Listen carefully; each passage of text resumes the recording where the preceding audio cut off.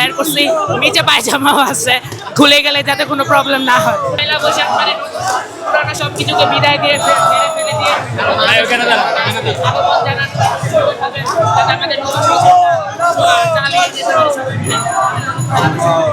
গত বছরের তুলনায় এবার নতুন কি দেখছেন? গত বছর অ্যাকচুয়ালি আমি গত বছর ছিলাম না, এবারে আমার ফার্স্ট টাইম আসা, তো এক্সপেরিয়েন্স ভালো লাগছে।